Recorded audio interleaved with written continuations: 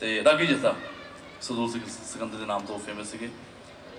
ਤੇ ਰਹਿਣ ਸਵਾਈ ਦਾ ਕੀਰਤਨ ਚੱਲ ਰਿਹਾ ਸੀ, ਮੈਂ ਵੀ ਉੱਥੇ ਤਬਲਾ ਵਜਾ ਰਿਹਾ ਸੀਗਾ ਪਾਪਾ ਜੀ ਨਾਲ। ਤੇ ਉਸ ਤੋਂ ਬਾਅਦ ਇੱਕ ਹੋਰ ਮਜ਼ਾਰ ਦੇ ਬਹੁਤ ਵੱਡੇ ਕਵਾਲ ਦੀ परफॉर्मेंस हो रही थी, ਉਹਦਾ ਨਾਮ ਸੀਗਾ ਸਰਦੂਲ ਸਿਕੰਦਰ। ਉੱਥੇ ਉਹ ਕਵਾਲੀ ਗਾ ਰਹੇ ਸੀਗੇ, ਇੱਕ ਪਾਸੇ ਕੀਰਤਨ ਇੱਕ ਪਾਸੇ ਕਵਾਲੀ।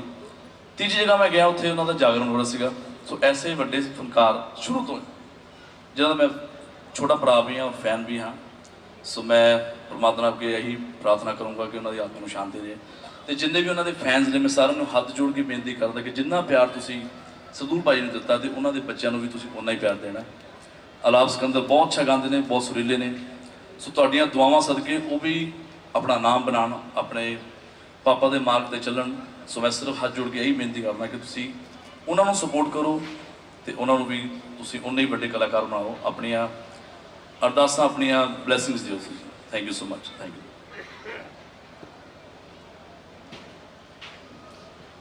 ਹੁਣ ਪਰਿਵਾਰ ਦੇ ਬਹੁਤ ਨੇੜੇ ਫਕੀਰ ਸੁਭਾਅ, ਸੰਤ ਸੁਭਾਅ ਬਾਈ ਜੀ ਕੁਟੀਆ ਵਾਲੇ ਸਾਡੇ ਖੰਨੇ ਤੋਂ, ਉਹਨਾਂ ਨੂੰ ਬੇਨਤੀ ਕਰੂੰਗਾ 1.5-2 ਮਿੰਟ ਵਾਸਤੇ ਹਾਜ਼ਰੀ ਭਰਨਗੇ। ਯਮਲਾ ਜੱਟ ਪਰਿਵਾਰ ਵੱਲੋਂ ਸਰਬਜੀਤ ਚਿਮਟੇ ਵਾਲੀ, ਰਵਿੰਦਰ ਬੰਗਾ ਜੀ ਹੋਰਾਂ ਵੱਲੋਂ ਸ਼ੋਕ ਮਤਾ ਆਇਆ ਹੈ, ਬੜਾ ਧੰਨਵਾਦ ਹੈ। ਬਾਈ ਜੀ ਕੁਟੀਆ ਵਾਲੇ 2 ਮਿੰਟ ਵਾਸਤੇ ਤੁਹਾਡੇ। ਇਸ ਤੋਂ ਬਾਅਦ ਗੀਤਕਾਰੀ ਦੇ ਬਾਬਾ ਬੋਰਡ ਬਾਬੂ ਸਿੰਘ ਮਾਨ ਸਾਹਿਬ ਉਹ ਤਿਆਰ ਰਹੇ।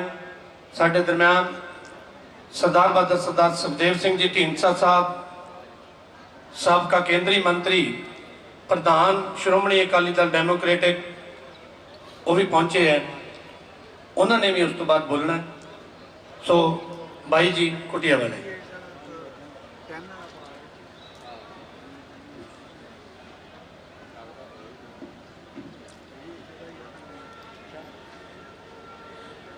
वाहिगुरु जी का खालसा, वाहिगुरु जी की फतेह।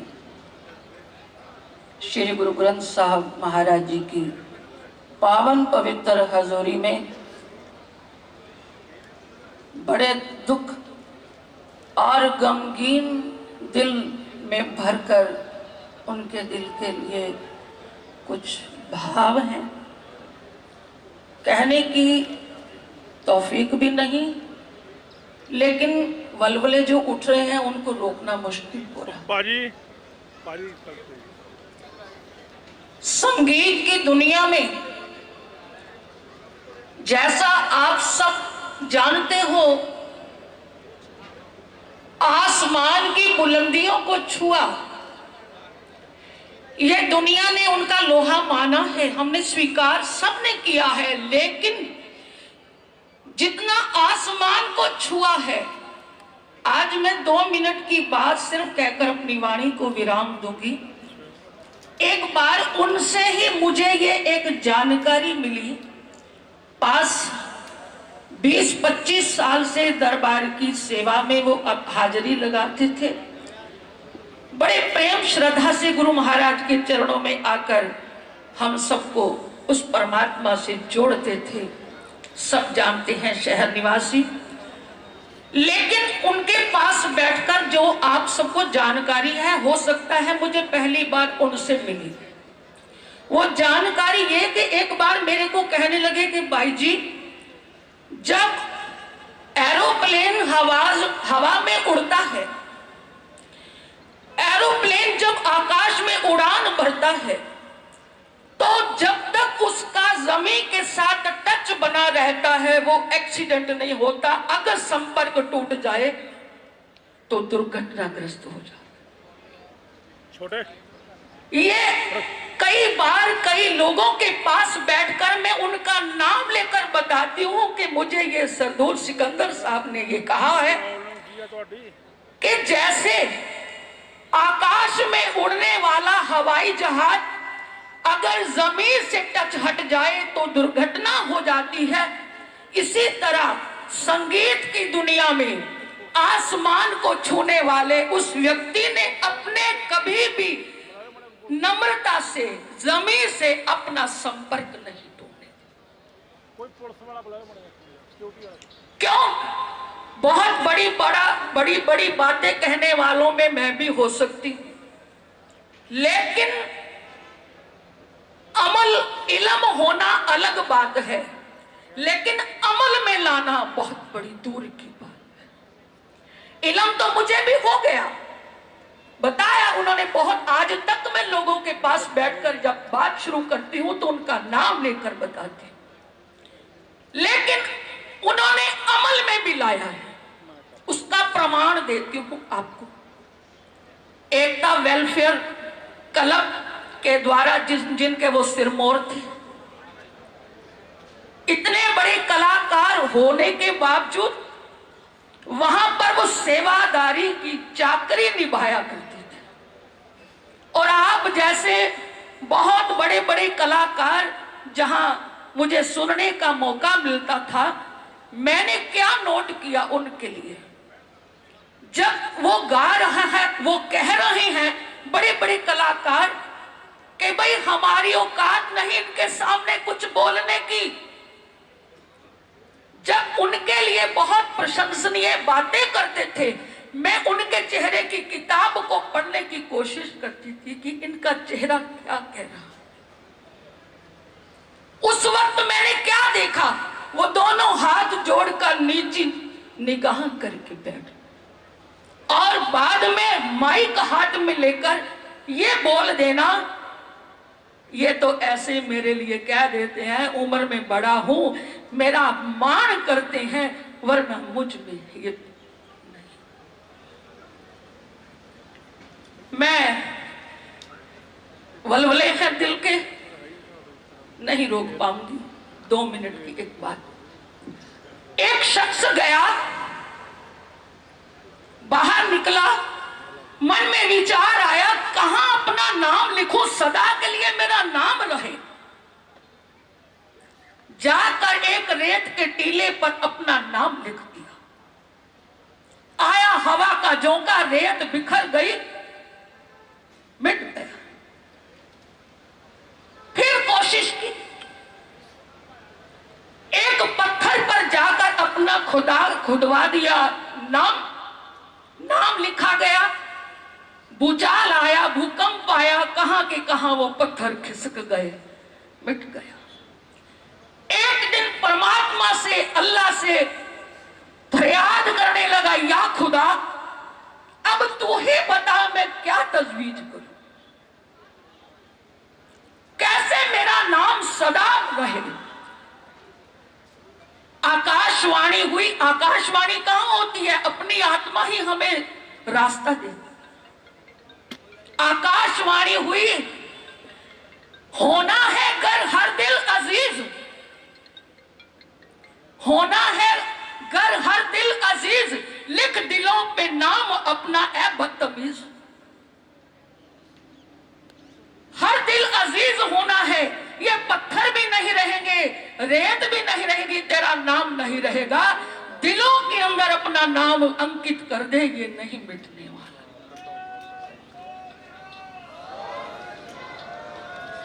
ऐसी उस महान आत्मा के लिए मैं कुछ कह नहीं सकती, लेकिन अंत में गुरु महाराज की हजूरी में बच्चों के लिए अरदास करती हूं कि बच्चों ध्यान रखना, अपने पिता के इस नाम को और भी उजागर कर देना कि आपको देखकर कोई पहचान ले कि ये आप किसके सपूत हो।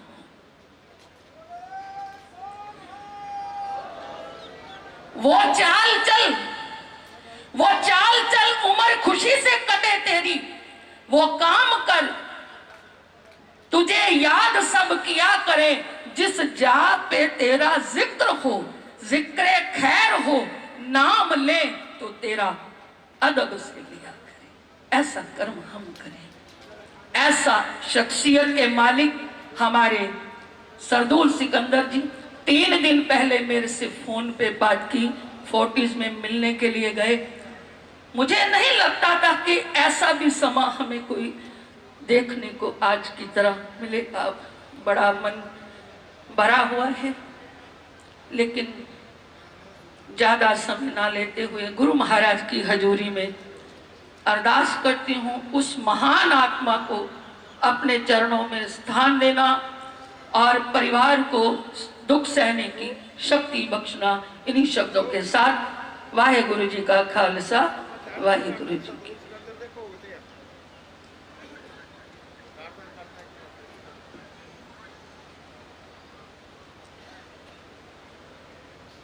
इस परिवार के मैंबर साढ़े सारिਆਂ ਦੇ कलाकारों के अब्बा जी मानयोग मोहम्मद सदीक साहब, मैंबर पार्लीमेंट हल्का फरीदकोट तो, जो किसी कारण अज हाज़री नहीं भर सके, नहीं तो लगातार ही उस दिन तो आ रहे हैं। उन्होंने वालों अपना शोक संदेश भेजा गया। पद्मश्री राज गायक हंसराज हंस जी मैंबर पार्लीमेंट उन्होंने वालों अपना शोक संदेश भेजा गया। एस अशोक भौरा USA वालों अपना शोक संदेश भेजा गया। मैं बेनती करा गीतकारी के बाबा बोर्ड उस्ताद बाबू सिंह मान साहब होरां नूं कि 2 मिनट ਲਈ अपने महबूब नूं शब्दां दे फुल भेंट करन, क्योंकि उन्हां दा साथ बड़ा लंबा रहा उन्हां दे नाल। इस तो उपरंत मानयोग सरदार सुखदेव सिंह जी ढींडसा मैंबर पार्लीमेंट साबका केंद्रीय मंत्री पंजाब, वो 2 मिनट ਲਈ ਤੁਹਾਡੀ ਹਾਜ਼ਰੀ ਭਰਨਗੇ।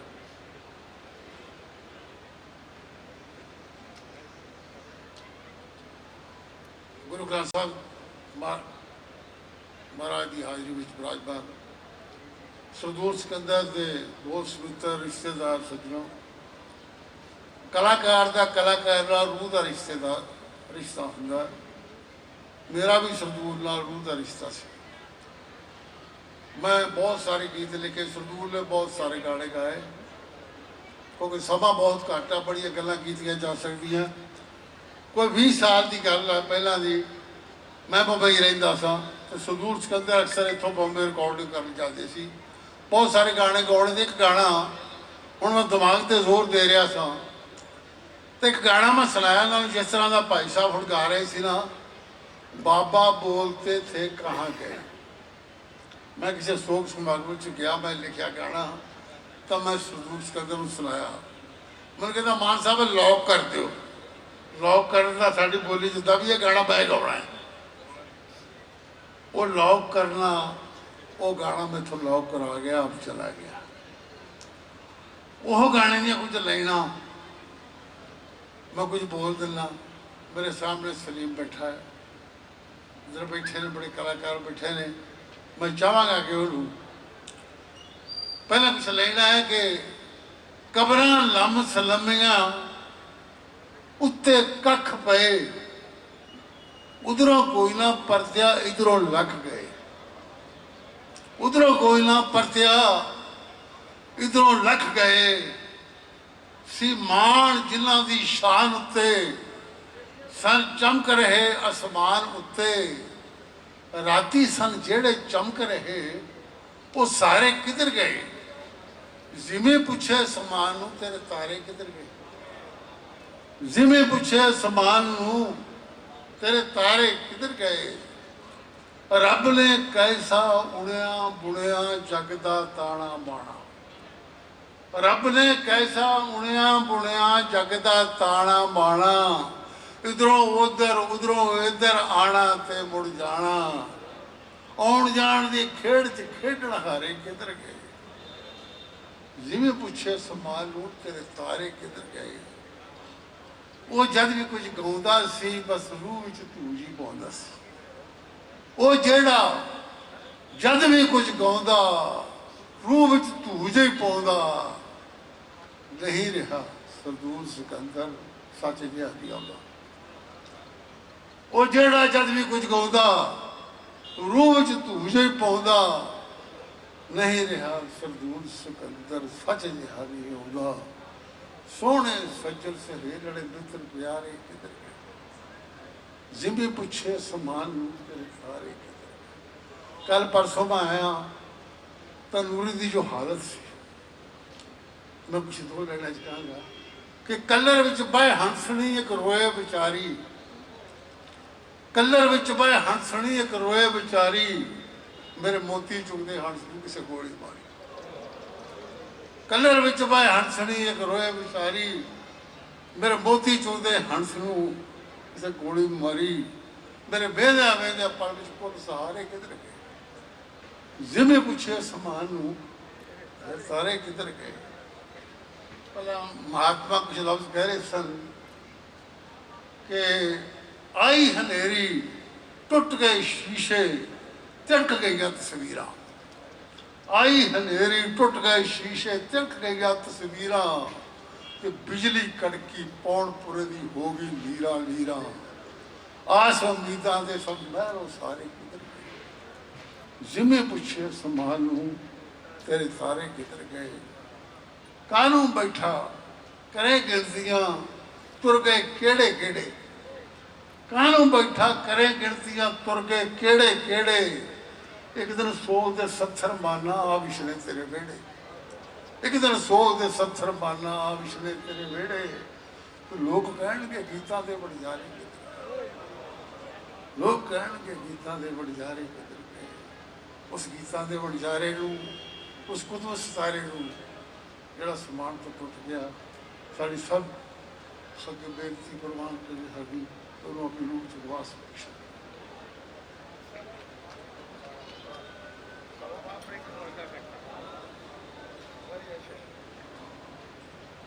ਮਾਨਯੋਗ ਉਸਤਾਦ ਬਾਬੂ ਸਿੰਘ ਮਾਨ ਸਾਹਿਬ ਨੇ ਆਪਣੇ ਲਹਿਜ਼ੇ ਦੇ ਨਾਲ, ਕਿਉਂਕਿ ਗਾਇਕ ਗਾਇਕੀ ਨਾਲ, ਗੀਤਕਾਰ ਗੀਤਕਾਰੀ ਦੇ ਨਾਲ ਉਹਨਾਂ ਨੂੰ ਸ਼ਰਧਾ ਦੇ ਫੁੱਲ ਭੇਟ ਕੀਤੇ ਹੈ।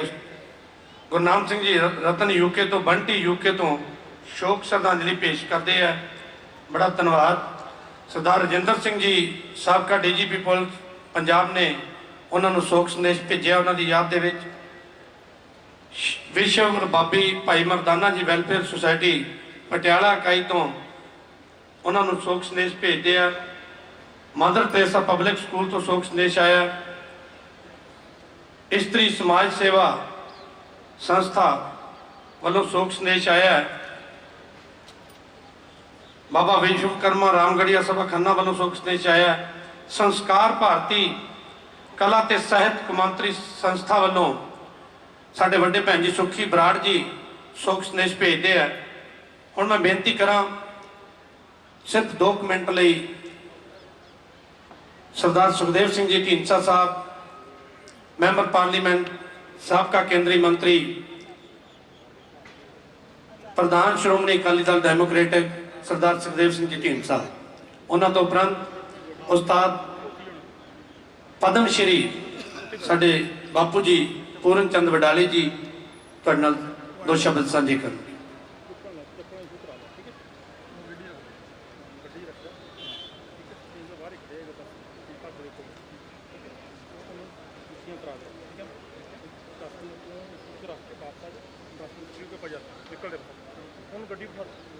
गुरु महाराज की पावन ते पवित्र गोद विच विराजमान गुरु प्यारी साध संगत जी फतेह बुलाओ। वाहिगुरु जी का खालसा, वाहिगुरु जी की फतेह। मैं सिर्फ 2 मिनट इस करके भी लेने हैं कि अज असी उस महान आर्टिस्ट नूं शरधा दे फुल भेंट कर लिए आए हाँ, जिन्हें अपना ना ही नहीं बनाया, बल्कि मेरे याद है जिदन उन्होंने डेथ हुई है, अखबार ने लिखा सी कि सुरां दा सिकंदर चला गया। मेरे सामने बहुत बड़े आर्टिस्ट इतने बैठे ने, बलबीर सिंह भी बैठे हैं, बडाली भरा बैठे हैं, और बड़े सज्जन ने, क्योंकि उन्होंने साथी ने बाबू सिंह मान उन्होंने अपनी गल कही है। मैं बहुता टाइम नहीं लेना, क्योंकि यहो ਜਿਹੇ सज्जन रही विछड़ जाना परिवार ਲਈ ਤਾਂ घाटा है ही है, लेकिन समाज ਲਈ